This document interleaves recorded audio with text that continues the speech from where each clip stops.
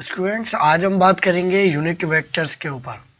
तो देखिए, previous lecture के अंदर जो है हमने काफ़ी डिटेल से वेक्टर को समझा। भाई वेक्टर क्या होता है, स्केलर वेक्टर क्वांटिटीज क्या होती है, एक वेक्टर को किस तरीके से रिप्रेजेंट किया जाता है, मैग्नीट्यूड क्या होती है, डायरेक्शन क्या होती है, ये तकरीबन हमने चीज़ें समझी। ठीक है, तो अब हम देखेंगे भाई यूनिट वेक्टर होता है क्या है। यूनिट वेक्टर हमारे पास वेक्टर की ही तरह होता है, मगर एग्जैक्टली वेक्टर नहीं होता है। ठीक है, देखिए, वेक्टर जो है सिर्फ ये होता है, मगर अब इसके साथ जो एक लफ्ज जुड़ रहा है वो है यूनिट।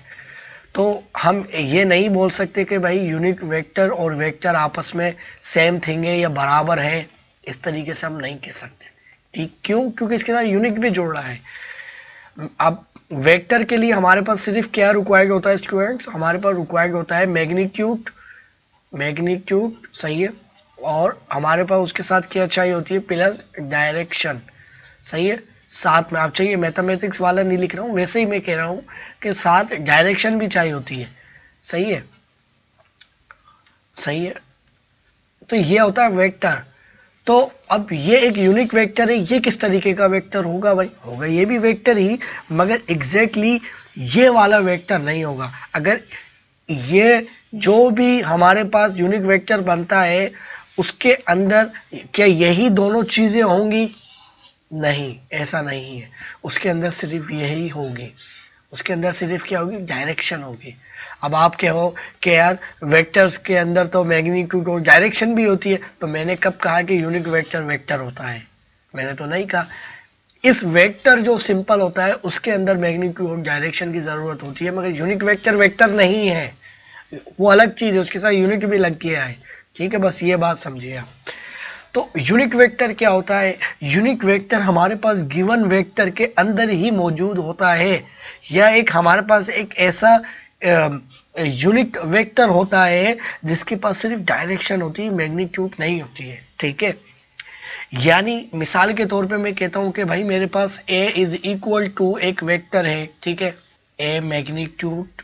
ठीक है, और क्या होगी साथ में उसकी उसकी डायरेक्शन।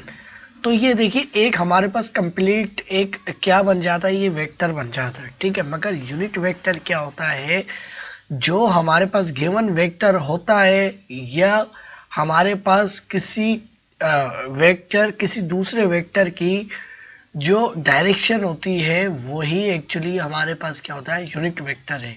अब इसके साथ जो ये डायरेक्शन आ रही है ना, यही हमारे पास क्या है? यूनिट वेक्टर है। ठीक है, तो ये हमारे पास क्या है? A cap is equal to unit vector. अब आप बोले यार वेक्टर के लिए क्या क्या जरूरी होता है? Direction plus magnitude. तो स्टूडेंट्स, मैंने आपसे कब कहा कि ये वेक्टर है? फिर से मैं वही बात कह रहा हूँ, यूनिक वेक्टर है ही अलग चीज। तो यूनिक वेक्टर जो हमारे पास जो भी वेक्टर होता है उसकी जो डायरेक्शन होती है वही यूनिक वेक्टर होता है। और अच्छा, इसकी क्या जरूरत पेश आई? इसको हम बोलते क्यों है यूनिक वेक्टर? देखिए, इसका काम क्या होता है? बेसिकली इस यूनिट वेक्टर का काम ही डायरेक्शन बताना होता है। ठीक है, और इस यूनिट वेक्टर की जो अच्छा, यूनिट वेक्टर की भी मैग्नीट्यूड होती है। अब आप बोलो कि वो तो डायरेक्शन बताता है, तो उसकी मैग्नीट्यूड क्या होगी यूनिट वेक्टर की? इसकी मैग्नीट्यूड 1 होती है। मैथमेटिक्स में कोई भी वर्ड होता है, कोई भी वेरिएबल होता है, अगर जैसे मैं x लिख दूं, अब आप क्या मानोगे भाई? इसके साथ 1 लिखा हुआ है, मगर हम लिखते नहीं है। ठीक है, तो इसके साथ भी इसकी मैग्नीट्यूड 1 है, जो कि हम लिखते नहीं है। अब मैग्नीट्यूड 1 ही क्यों रखते हैं? 2 क्यों नहीं? 2 भी तो हो सकती है ना। वो इसलिए क्योंकि 1 एक ऐसा नंबर है जिससे कोई भी नंबर मल्टीप्लाई हो जाए उसके आइडेंटिटी में फर्क नहीं पड़ता। ये मल्टीप्लिकेटिव आइडेंटिटी है। आइडेंटिटी हमारे पास क्या होती है कि जूनियर क्लासेस में पढ़ा होगा, जिससे कोई भी नंबर, जैसे 0 एक हमारे पास एडिटिव आइडेंटिटी है, क्योंकि 0 किसी भी नंबर में ऐड करेंगे तो वो नंबर वही का वही रहता है। इसी तरह से 1 किसी से भी मल्टीप्लाई होता है, उस दूसरे नंबर को फर्क नहीं पड़ता। ठीक है, ये होती है क्या कहते हैं हमारे पास? Multiplicative identity. तो इसकी हमारे पास जो मैग्नीट्यूड होती है वो 1 ही होती है। ठीक है, तो हमारे पास ये ए कैप इज इक्वल टू 1 है, और ये हमारे पास क्या है? Unit vector. सिर्फ वेक्टर नहीं, यूनिट वेक्टर, यूनिट वेक्टर, सही है, यूनिट वेक्टर। अब इसका काम क्या पेश आता है, अब हमारे पास जैसे एक मैं आपको मिसाल देके समझाता हूँ, बिल्कुल सिंपल है, कोई इतनी बड़ी चीज़ नहीं है। आप यूनिट वेक्टर से इतना परेशान अगर हो जाते हैं, और अगर इतना कोई वो नहीं है। यूनिट वेक्टर क्या होता है, कोई भी वेक्टर होता है हमारे पास, उसकी जो डायरेक्शन होती है वही यूनिक वेक्टर होता है, और उसकी मैग्नीट्यूड 1 होती है, जो कि हम लिखते नहीं है बस। अच्छा, इसकी ज़रूरत क्यों पेश आती है और 1 ही क्यों होता है, एक तो मैथमेटिकली मैंने वे बता दी है कि 1 इस वजह से होती है, और ग्राफिकली भी अगर मैं आपको बताऊं भाई, मिसाल के तौर पे एक हमारे पास इधर बॉक्स पड़ा हुआ है, बल्कि मैं कलर चेंज कर लेता हूँ।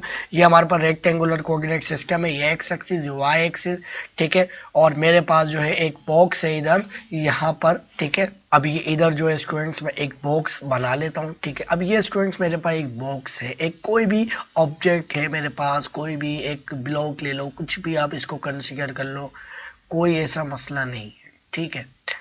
अच्छा, अब जो है इसको मुझे मूव करवाना है टूवर्ड्स, डायरेक्शन कौन सी है भाई, डायरेक्शन, चलो हमें इसको यहाँ पर लेकर जाना, हम डायरेक्शन का नहीं पता हमें, इसको इस बी पॉइंट पे, ये हमारे पास लाइन चलती हुई जा रही है, जा रही है, जा रही है। इस एक्सिस को भले आप और बड़ा कर लो, और मैं कहता हूँ कि भाई ये जो है बल्कि जो है ना, मैं इसको कह लेता हूँ, ये मेरे पास एक्सिस जो है, इसको और मैं थोड़ा सा बड़ा अगर कर लूँ, ये मेरे पास एक्सिस बड़ा हो गया, ठीक है। एक्सिस आपको पता ही है इन्फिनिटी तक लाइन जानी होती है, और मुझे इसको यहाँ पर लेकर आना है, इस बी पॉइंट के ऊपर मुझे इस बॉक्स को इधर लेकर आना है। अब किस तरीके से मैं लेकर आऊंगा, अब एक बंदा है, उसको हमें यहाँ पहुंचाना है। अब एक बंदा आपके पास मौजूद है इधर, आपके पास एक बंदा है वो इधर मौजूद है, और उसको वो बोलता है कि भाई मेरे पास तो ताकत है, उसके पास ताकत है 5 न्यूटन की। अब 5 न्यूटन इसके लिए इनफ है, ये बंदे में इतनी ताकत है, ये इसको खिसकाते हुए वहां ले जाएगा जहां इसको पहुंचाना है। मगर ये बंदा बोल रहा है मुझे आप डायरेक्शन दो, आप क्या दो, मुझे डायरेक्शन दे दो, मैं पहुंचा दूंगा उधर, है ना। आपने क्या बोला भाई, एक्स एक्सिस। अब हम मैथमेटिक्स की ज़बान में बात करेंगे या फिजिक्स की, हम बोलेंगे ये हमारे पास एक कोई अभी वेक्टर तो अभी नहीं है, जब तक डायरेक्शन नहीं मिलेगी हम बोलेंगे एक्स कैप। कैप क्या होता है, हमारे पास जैसे कोई वेक्टर होता है, उसके उसी के ऊपर हम अब वो वेक्टर क्या है, तो उसके ऊपर जब कैप लगता है तो वो उसकी डायरेक्शन है। अब हमने अब ये ए कोई वेक्टर था, वो वेक्टर क्या था हमें तो नहीं पता, मगर अभी हमें पता है कि वो वेक्टर जो है फोर्स का है, और उसकी डायरेक्शन हमें बता दी गई है किधर है, उसकी डायरेक्शन कहाँ जानी है, एक्स एक्सिस की तरफ। तो ये बंदा किधर लेकर जाएगा इसको, पॉजिटिव एक्स एक्सिस की तरफ इधर ही लाएगा। अच्छा, अब मिसाल के तौर पे आप मान लो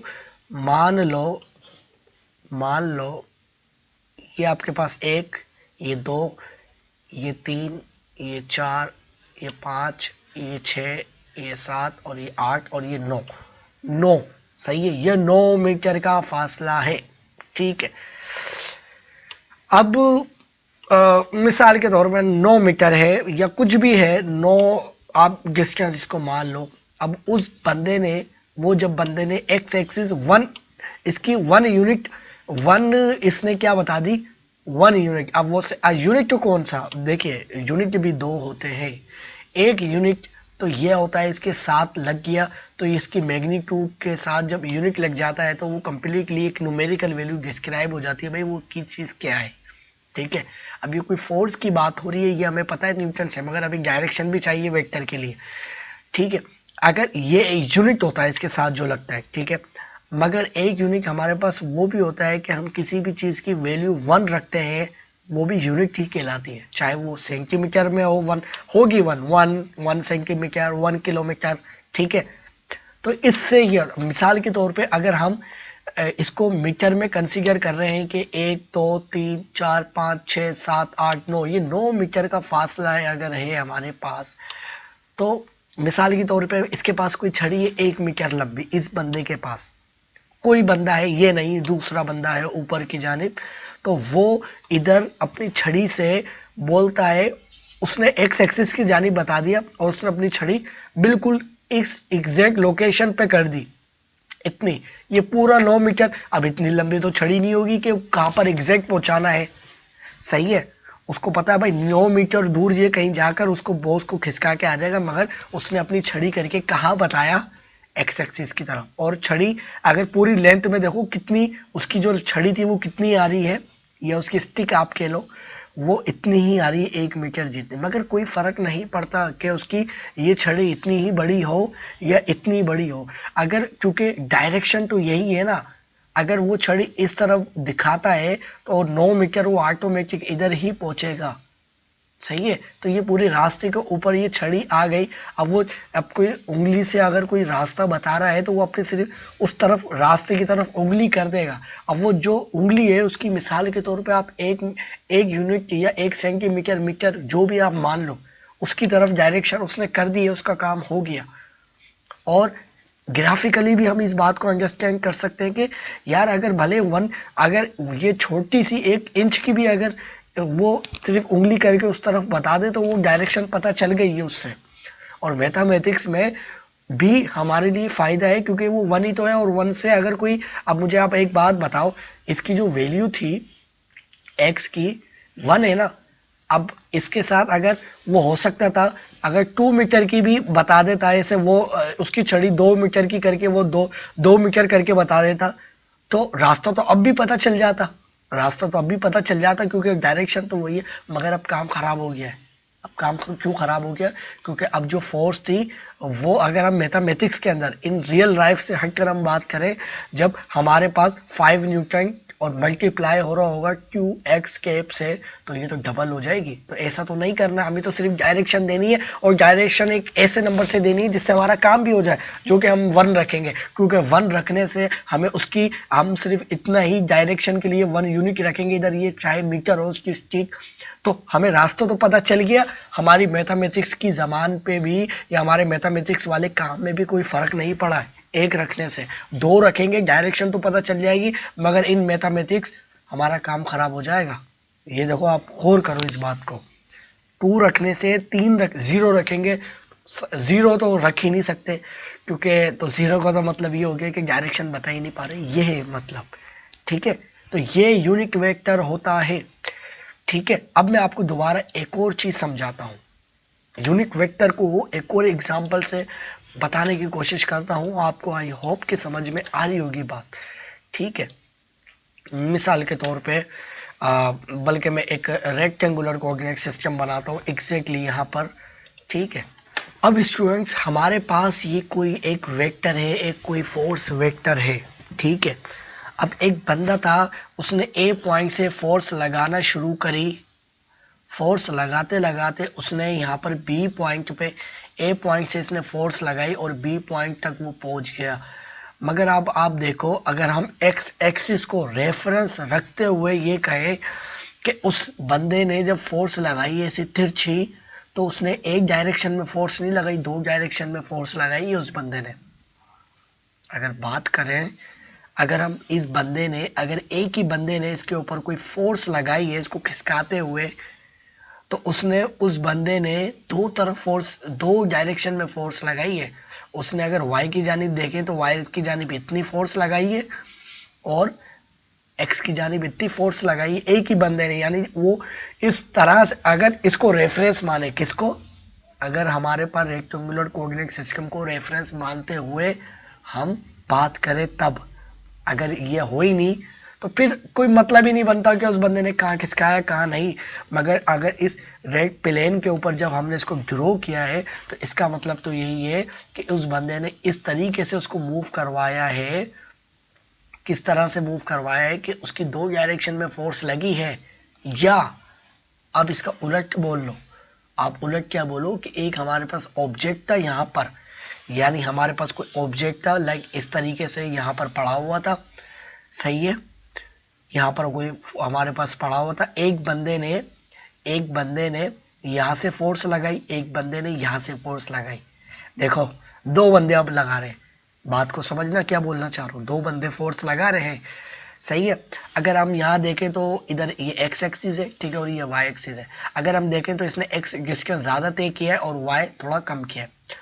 तो इसी बात को अगर हम देखें तो अगर वो अकेले बंदे की बात करें तो उसने एक्स की जानिब ज़्यादा फोर्स लगाई है, वाई की जानिब थोड़ी कम लगाई है। ठीक, अब मैं इधर यही बात करता हूँ कि इस बंदे ने जो है, इधर दो बंदे हैं, एक ऑब्जेक्ट है, इधर एक ही ऑब्जेक्ट है, एक ही बंदा था, मगर फोर्स दो हिस्सों में लगी। अब मैं बोल रहा हूँ कि एक ऑब्जेक्ट है और दो बंदे हैं, ठीक है, और ये जो एक्स की तरफ जो बंदा फोर्स लगा रहा है उसने ज़्यादा फोर्स लगाई, इसने थोड़ी कम लगाई है। मिसाल के तौर पे इस बंदे ने, मैं कहता हूँ, 4 न्यूटन की फोर्स लगाई है और इस बंदे ने 3 न्यूटन की फोर्स लगाई है। तो अब आप बताओ ये कहाँ पहुंचेगा? ये यहाँ पहुंचेगा? नहीं। ये यहाँ पहुंचेगा? नहीं। जब ये दोनों, और मान लो आप ऐसा भी मान लो, इसने 3 न्यूटन की फोर्स लगाई है, कहाँ तक? 3 मीटर तक ही। 3 मीटर तक ही इस बंदे ने फोर्स लगाई है, कहाँ तक? बल्कि 3 मीटर तक नहीं, जाहिर सी बात है कि जब वो फोर्स लगाना शुरू करेंगे तो वो इसकी लगाई हुई जगह तक तो नहीं पहुंचेगा। सही है।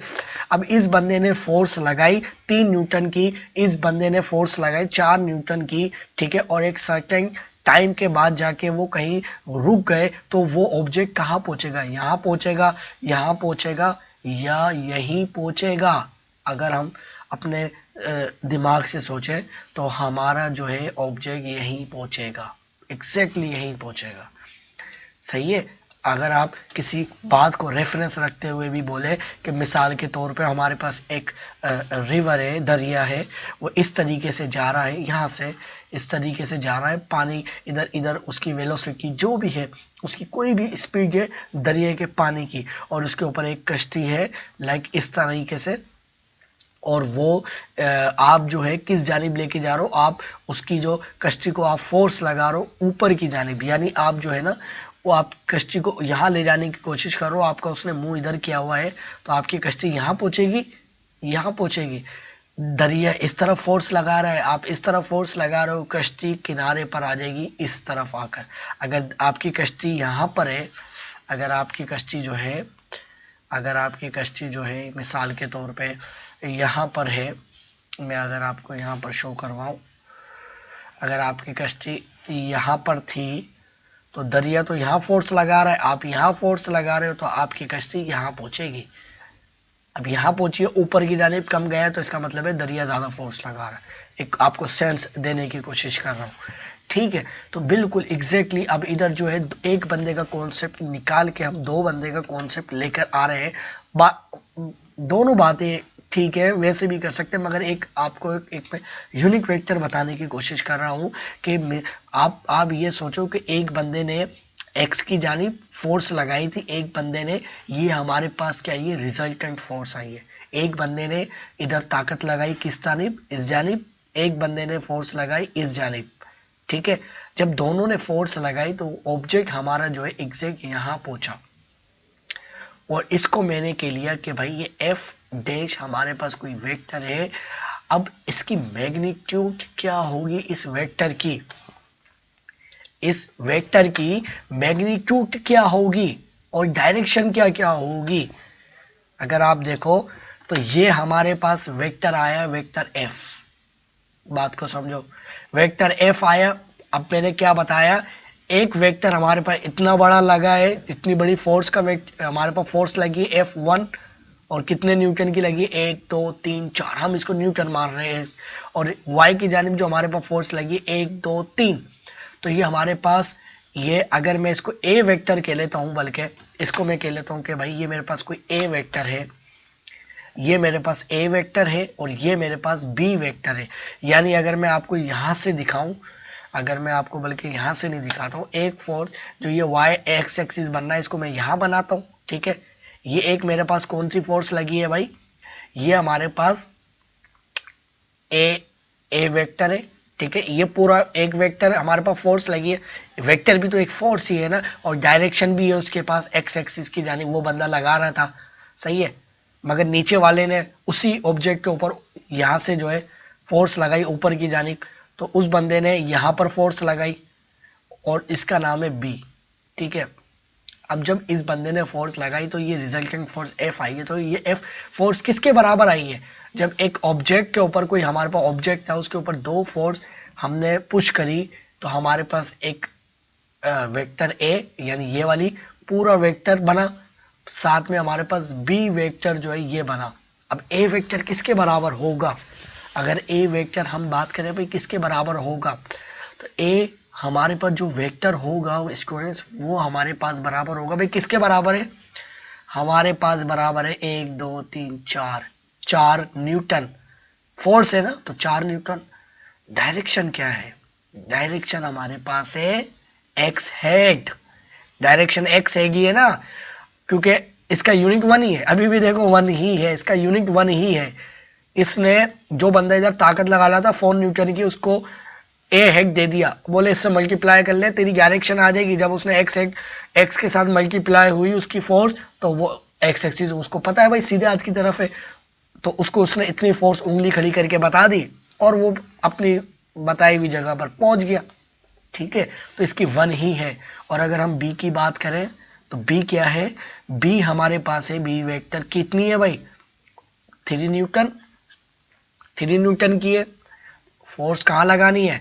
फोर्स उसने बोल दिया भाई, बंदे ने बताया आपको फोर्स लगानी है वाई हेड की तरफ, या उसने एक यूनिट इधर खड़ा कर दिया, उसने इशारा कर दिया एक यूनिट। यूनिट मतलब कौन से वाला? इसके साथ जो न्यूटन का यूनिट लगा हुआ ये वाला नहीं, मीटर सेंटीमीटर, उसकी छड़ी की जो भी लंबाई थी 1 सेंटीमीटर है। अगर ये एक मीटर इसको कंसीडर कर लो, तो आप उसको 1 मीटर की छड़ी से बता रहे हो, ऐसा कंसीडर करो। आपने एक अपनी उंगली की लंबाई से उसको इशारा करके बता दिया वाई की जानिब, तो उसकी लोकेशन क्या है? Y hat. ठीक है, अब जाहिर सी बात है, अब दोनों, एक एक्स हेड की तरफ फोर्स लगी, एक वाई की तरफ फोर्स लगी, उन दोनों को मिला के हमारे पास एफ वेक्टर बना है। तो एफ वेक्टर क्या होगा? एफ वेक्टर हमारे पास हो जाएगा 4 newton X hat plus 3 newton Y hat या वाई कैप, कैप कह सकते हो, हेड कह सकते हो, बात एक ही है। ठीक है, ये बात आ गई। अब जो है इस वेक्टर का मैग्नीट्यूड क्या है? अब ये हमारे पास क्या आ गया? एफ वेक्टर आया है। ठीक है, अब वेक्टर जो है वो हमारे पास क्या होता है? वेक्टर हमारे पास दो चीजों से मिलके बनता है। एक हमारे पास उसकी मैग्नीट्यूड, और साथ में क्या होती है? डायरेक्शन। अभी हमारे पास उसकी डायरेक्शन क्या है? डायरेक्शन हमारे पास एक है। अब इसके अंदर से हमें देखना भाई क्या डायरेक्शन है और क्या उसकी मैग्नीट्यूड है। मैग्नीट्यूड के लिए अगर हम इसको एक सपोज करें, अब ये काफ़ी सारी चीज़ें हम आगे जाके पढ़ेंगे, मैं आपको सिर्फ आइडिया देने की कोशिश कर रहा हूँ। अगर हम इसको राइट एंगल ट्रायंगल माने तो हमारे पास पाइथागोरस थ्योरम लगेगा। ये हमारे पास बेस है और ये हाइट है, सही है। यानी हमारे पास ये वाई, ये हमारे पास क्या एक्स है, और ये हमारे पास क्या वाई।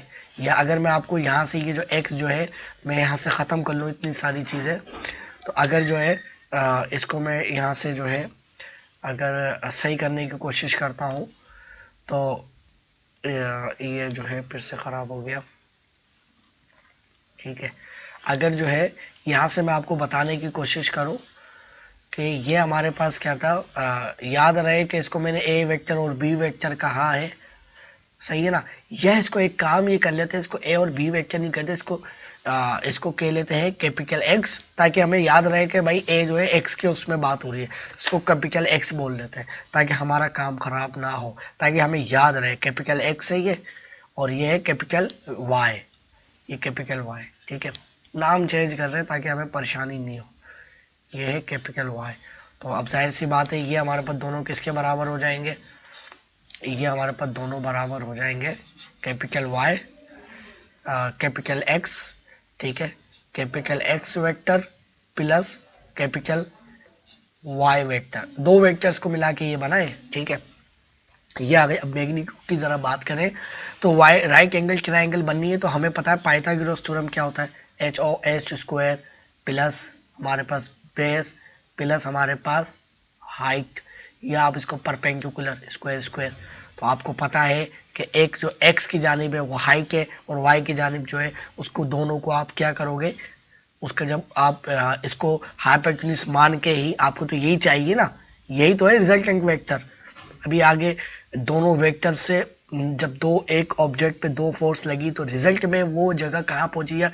और जाहिर सी बात है जब दो बंदे फोर्स लगाएंगे तो ना वो उसकी जानिब खिसकेगी ना उसकी जानिब, वो फिर अलग ही फोर्स लगी तीसरी जानिब। जब बंदे ने यहाँ से फोर्स लगाई यहाँ से फोर्स लगाई तो वो ना यहाँ खिसकी ना यहाँ खिसकी, वो खिसकते खिसकते यहाँ तक खिसकी। ऐसे बात को समझना, ठीक है। तो अगर हम यहाँ पर देखें तो हम बोलेंगे भाई एफ बराबर है किसके, अब मैग्नीट्यूड हमें देखना है। तो मैग्नीट्यूड हमारे पास किसके बराबर आएगा, तो स्टूडेंट्स मैग्नीट्यूड हमारे पास बराबर अगर हम देखना चाहें तो मैग्नीट्यूड हमारे पास जो होता है किस तरीके से हम निकाल सकते हैं। तो अब ऐसा नहीं है कि इसके मैग्नीट्यूड के लिए जो है हम इस तरीके से जो है यहाँ पर इज इक्वल टू हम जो है इस तरीके से हम करेंगे और इसको डिवाइड बाई एफ हैड कर देंगे। ये तरीका हम नहीं अपनाएंगे, ठीक है, क्योंकि हर चीज़ मैथमेटिक्स से ही नहीं देखी जाती, कुछ चीज़ें अपने जहन से भी की जाती है। हमें पता है राइट ट्रायंगल बननी है तो हम पाइथागोरस थ्योरम निकाल के इसको निकाल सकते हैं, हम अपने काम को ज़्यादा बड़ा नहीं करेंगे, सही है ना। हम इस तरीके से कोई मैथमेटिक्स टेक्निक अप्लाई करने लग जाए क्योंकि रिजल्ट में फोर्स तो वही बननी है। तो हम क्या करेंगे, हम कहेंगे कि हमारे पास जो एफ मैग्नीट्यूड हमारे पास बराबर है वो किसके बराबर होगी, वो हमारे पास बराबर होगी, ये हमारे पास रूट करते हैं, जाहिर सी बात है इसको हम रूट करेंगे तो एच आ जाएगा बराबर पाइथागोरस थ्योरम आपको पता है। तो ये हमारे पास बराबर आ जाएगा किसके, अब इसके अंदर से सिर्फ हम क्या लेंगे, मैग्नीट्यूड लेंगे।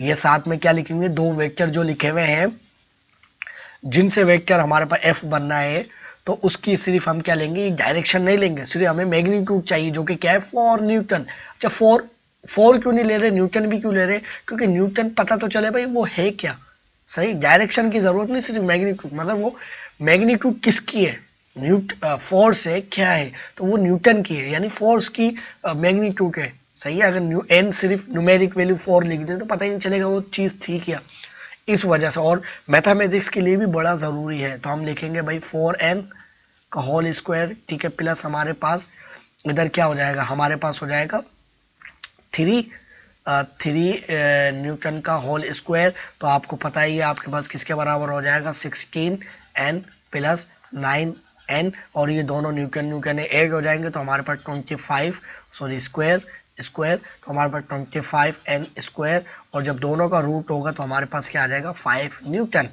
तो हमारे पास जो एफ जो फोर्स आई है वो बराबर आई है 5 न्यूटन के।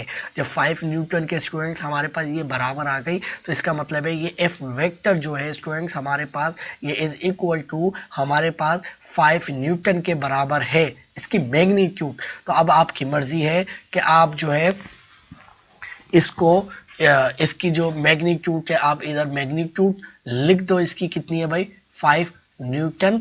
अब इसकी डायरेक्शन क्या है, डायरेक्शन भी तो लिखना पड़ेगी। तो डायरेक्शन हम किस तरह से लिखे, किसी अब ना इधर हम कोई एक्स कैब लिख सकते हैं, है ना ही इधर वाई कैब लिख सकते हैं, क्योंकि ये तो दो वेक्टर से मिलके बना है ना। कोई दो वेक्टर लग रहे थे, अगर इस वेक्टर की बात करें तो हम बोलेंगे भाई ये वाई एक्स एक्सिस की तरफ है, मगर ये ऊपर वाले दो वेक्टर से मिलके बने, इधर हम ऐसा नहीं लिख सकते। फिर क्या लिखेंगे, मैग्नीट्यूड तो हमें पता चल गई और ये एफ वेक्टर भी हमें पता है क्या है, तो हमें डायरेक्शन तो हम इजी निकाल सकते हैं। और हमें पता है ये यूनिक वेक्टर जो होता है वो 1 के बराबर होता है, सही है। तो अब हम ज़रा देखें, अब अगर हम ज़रा देखें तो अगर यहाँ से मैं ख़त्म करूँ 5 न्यूटन की आ गई, तो अगर मैं कहूँ कि मेरे पास जो है ना F dash is equal to F, ठीक है, डैश सही है, और सॉरी एफ मॉड्यूलस लगाएंगे और हमारे पास क्या आ गया एफ कैप, तो हमारे पास क्या आ गया एफ, ठीक है, डिवाइडेड बाय हमारे पास आ गया उसका मॉड्यूलस से डिवाइड करेंगे और हमारे पास इक्वल टू एफ। अच्छा पहले हमने क्यों नहीं निकाला है ऐसे, हम मैग्नीट्यूड तो हम निकाल नहीं सकते थे ना ऐसे, क्योंकि हमारा काम नहीं बन रहा था, सही है। आगे हम ज़्यादा डिटेल से पढ़ेंगे क्योंकि अब ग्राफिकली भी हमें यूनिक वेक्टर को समझना भी हमारा मेन कॉन्सेप्ट की ये है। हमें रिजल्टेंट वेक्टर क्या होता है, एक किस तरीके से करते हैं, सारी चीज़ें बाद में समझेंगे, हम यूनिक वेक्टर को समझ रहे हैं, सही है।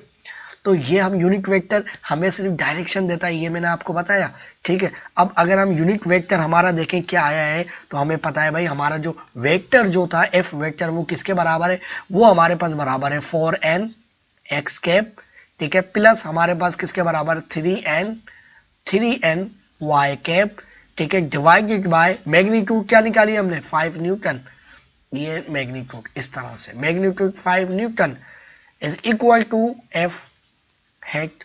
हो गया क्लियर। अब डायरेक्शन जरा देखते हैं क्या है।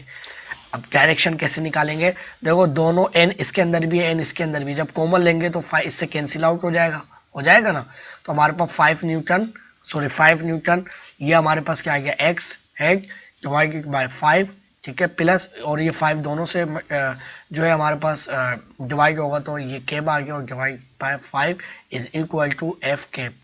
ये हमारे पास स्टूडेंट्स क्या आ गई है, उसकी डायरेक्शन आ गई है। किसकी डायरेक्शन आई है, जो हमारे पास रिजल्टेंट वेक्टर f है, किसके, इसका नहीं है, इस वेक्टर की नहीं है, ठीक है, इसकी नहीं है, इस वेक्टर की आई है। अब आप बोलो यार मैंने तो ये बात कही थी कि f वेक्टर की जो मैग्नीट्यूड, जो f यूनिक वेक्टर होता है उसकी मैग्नीट्यूड तो 1 आना चाहिए, ये हमारे पास कुछ और आई है। अगर मैं देखूं 4 डिवाइडेड बाय 5 तो मेरे पास कितना बनता है, आई थिंक 0.8 बनता है, और ये मेरे पास जो बनता है आई थिंक 6.8 बनता 0.6 बनता है। मैं इसको चेक भी कर लेता हूँ। 4 डिवाइडेड बाय हमारे पास 5 0.8 बनना है, ठीक है, और उसके बाद हमारे पास जो है 3 डिवाइडेड बाय 5, और मैं एक भी करूँ तो हमारे पास आएगी 0.8।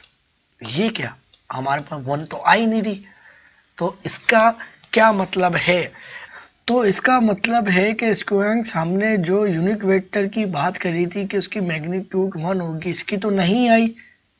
अब या तो हर यूनिक वेक्टर की मैग्नीट्यूड 1 नहीं होगी, या इसी के अंदर कुछ गलत तरीके से इसको रिप्रेजेंट कर रहे हैं, तो यही बात है, इसको हम नहीं समझ रहे, ठीक है। यूनिक वेक्टर की मैग्नीट्यूड तो 1 ही होगी, ठीक है। अब ये जो हमारे पास मैग्नीट्यूड आई है यूनिक वेक्टर की, उसकी डायरेक्शन के हिसाब से आई है। ये डायरेक्शन तो है, मगर उस मैग्नीट्यूड की जो डायरेक्शन है वो 1 होगी, और एग्जैक्टली जो हमारे पास वेक्टर एफ था, वेक्टर एफ जो है हमारे पास उसके ही बराबर होगी, और वेक्टर एफ जो स्टूडेंट्स हमारे पास है वो हमारे पास ये मैग्नीट्यूड है, ठीक ना। वेक्टर एफ एग्जैक्टली हमारे पास इसके बराबर है, सही है। जो वेक्टर एफ हमारे पास एग्जैक्टली बराबर है, और ये जब दो फोर्सेस से मिलके बना है स्टूडेंट्स, तो हमारे पास हम कह सकते हैं यार जो हमारे पास वाई वाला वेक्टर था वो आप देखो तो 1 ही है, और एक्स वाले वेक्टर की भी मैग्नीट्यूड 1 ही है, सही है।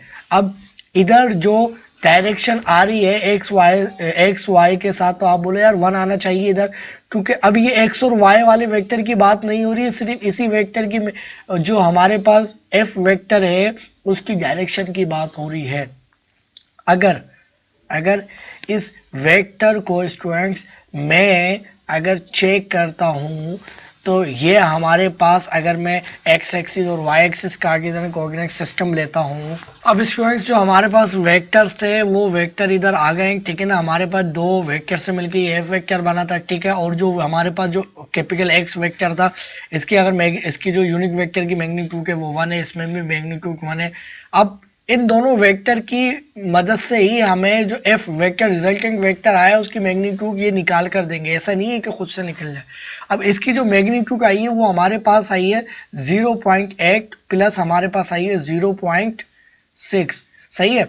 तो अब हमने ये बात कही यार अगर ये हमारा वेक्टर बिल्कुल एग्जैक्टली ठीक होगा एग्जैक्टली, तो हमारे पास जो उसकी जो जो इसी डायरेक्शन में वो जो है एफ वेक्टर जो यूनिक वेक्टर है वो उसकी मैग्नीट्यूड 1 बनाएगा। किस डायरेक्शन में, इसी डायरेक्शन में ये जो हमारे पास एफ वेक्टर जा रहा है, ये एफ वेक्टर जो हमारे पास एफ वेक्टर जा रहा है इसी में वो 1 की मैग्नीट्यूड बनाएगा यूनिट वेक्टर, इसको डायरेक्शन दे देगा, ठीक है। और आप वो जो है एक शेप से भी पता कर सकते हो। अगर मैं ऐसा एक सर्कल ले लूं जिसकी जो इसकी जो हमारे पास स्टूडेंट्स वो हो 1 हो, ठीक है।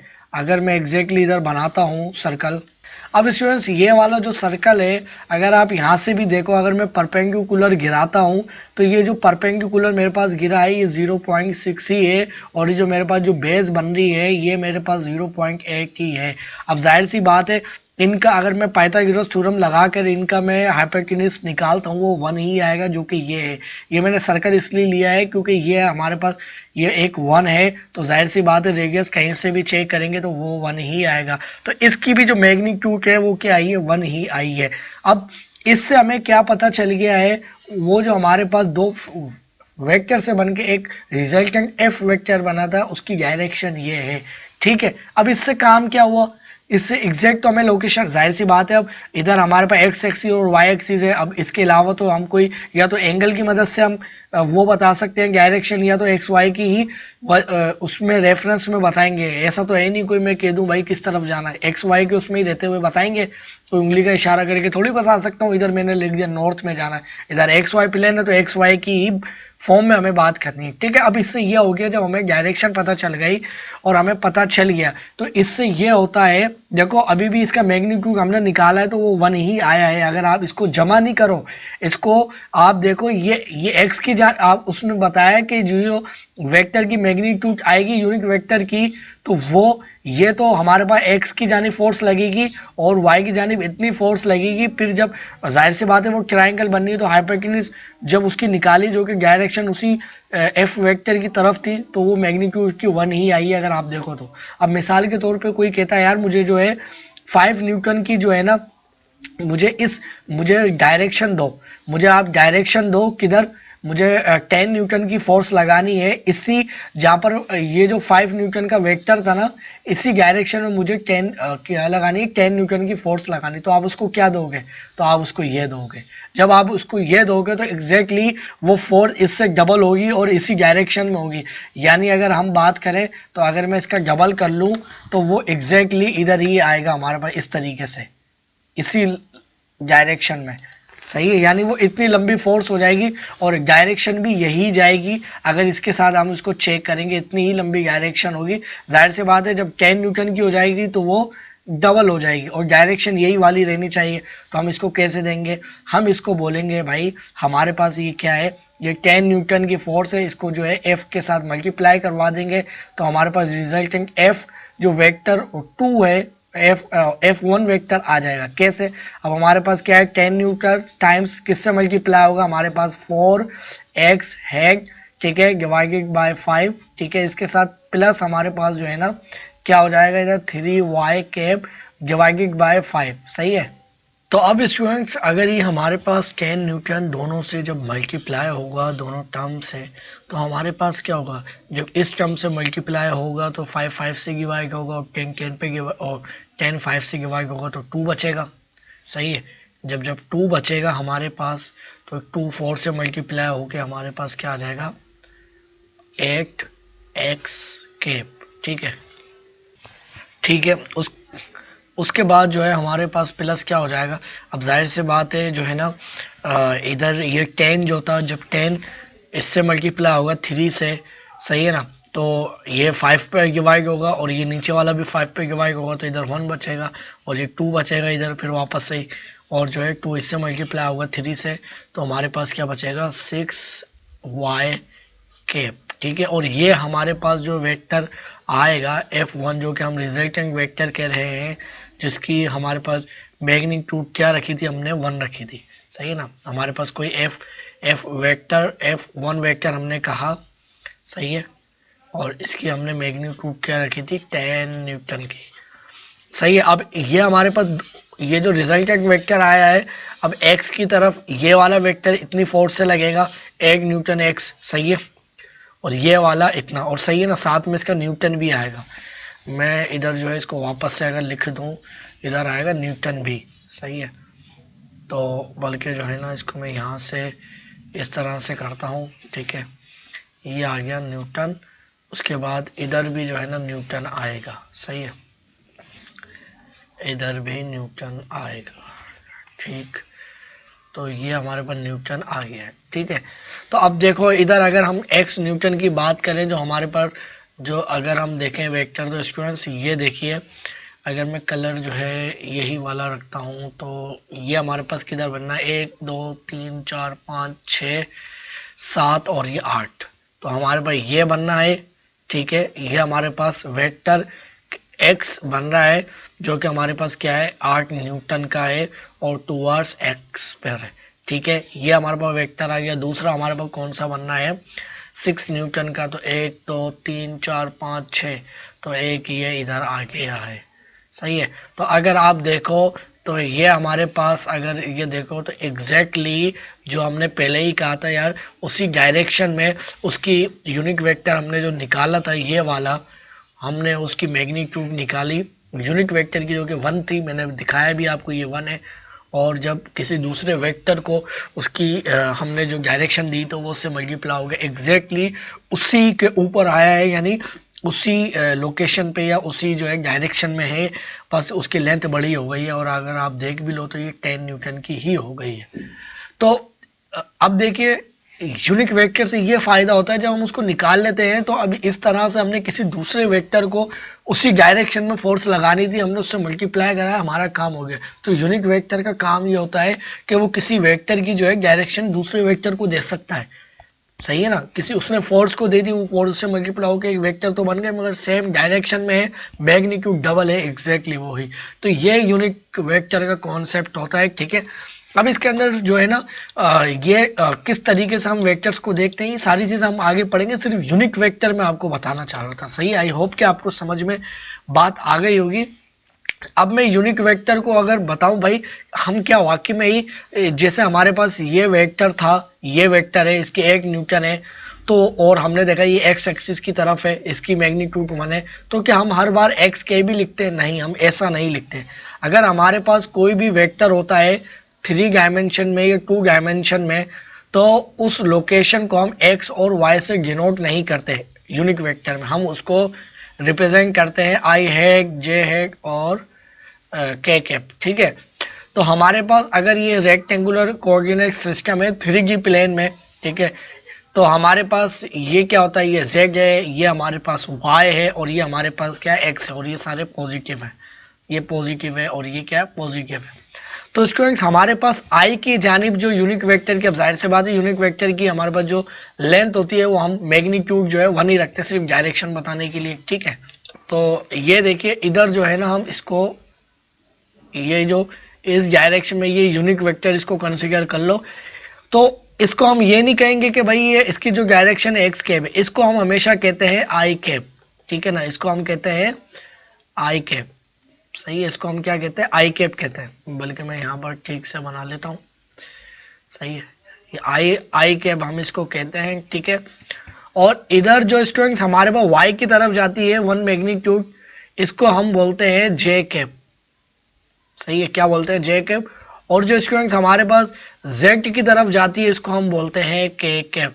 कभी भी ऐसा नहीं है कि हम x वाली जो डायरेक्शन को x कहेंगे जैसे मैंने इसमें कहा है, तो इसको x एक्चुअली हमें लिखना चाहिए था 1 न्यूटन, इसको हमें लिखना चाहिए था 1 न्यूटन फोर्स, वही क्या लिखेंगे आई कैप प्लस 6 न्यूटन, और y कैप की क्या लिखेंगे जे कैप। तो आई कैप, जे कैप और के कैप से रिप्रेजेंट करते हैं हम यूनिक वेक्टर की डायरेक्शन को। सही है, एक्स वाई जेड से नहीं लिखते। ठीक है, अब ऐसा नहीं है कोई इसकी खास कोई वो है, बस एक हमें आसानी हो जाती है इससे। ठीक है, और इसकी यही वैल्यू रखी गई है कि हम एक्स की डायरेक्शन को हमेशा आई से रिप्रेजेंट करेंगे और वाई की जे के।